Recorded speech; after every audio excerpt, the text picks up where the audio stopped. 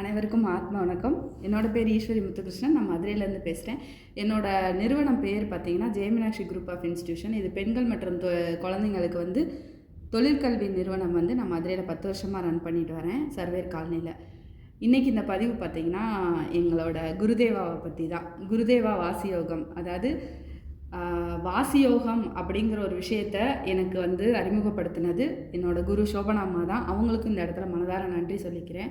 வாசியோகத்தில் நாங்கள் என்னெல்லாம் வந்து கற்றுக்குறோம் அப்படிங்கிறத விட எப்படியெல்லாம் மாறியிருக்கோங்கிறது தான் நிறைய விஷயங்கள். ஏன்னா கற்றுக்கிறது தினம் நிறைய கற்றுக்கிட்டே இருக்கோம்.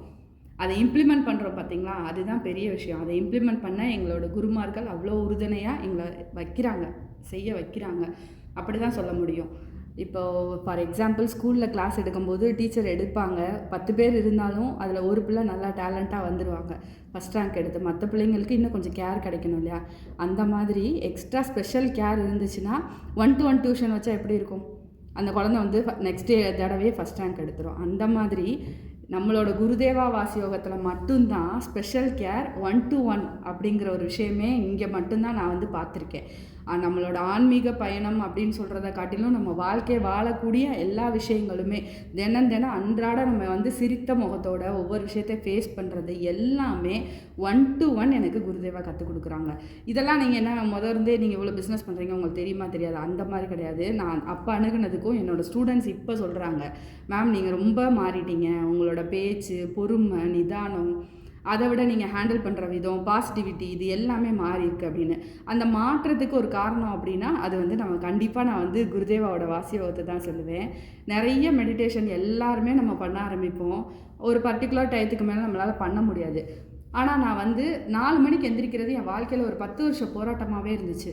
ஏர்லி மார்னிங் நான் 4 o'clock எந்திரிக்கணும் அப்படிங்கிறது. பட் இந்த வாசியோகத்தில் பார்த்தீங்கன்னா நான் வந்து இப்போ 2 months காலையில் 4 o'clock தியானம் பண்ணுறேன். என்னோடய லைஃப் எனக்கு சொல்ல வார்த்தை இல்லை. என்னோடய பழைய ஃபோட்டோஸ்லாம் பார்த்தா தெரியும், இப்போ நான் பேசிகிட்டு இருக்கிறதும் உங்களுக்கு தெரியும். என்ன அப்படின்னா அவ்வளோ மாற்றங்கள் வந்திருக்கு.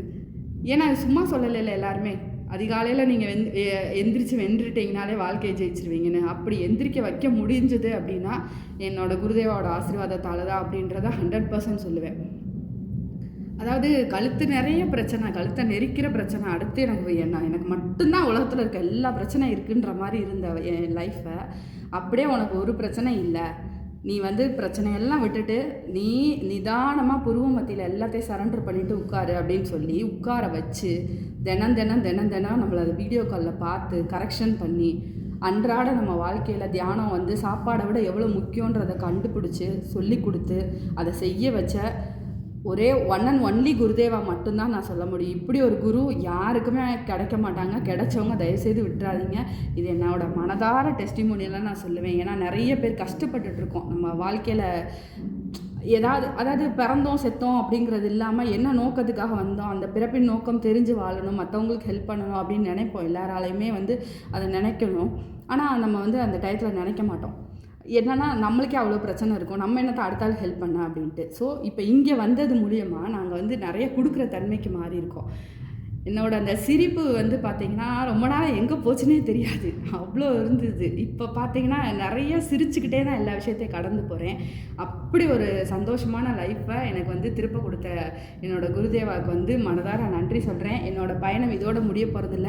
குருதேவா வாசியோகத்தில் ஒரு நல்ல சிஷ்யாக நான் வந்து இன்னும் அடுத்தடுத்த கட்டங்களுக்கு போய் நிறைய உயிர்களுக்கு நிறைய நல்லது பண்ணணும் அப்படிங்கிறது ஒரு குறிக்கோளாகவே இருக்குது.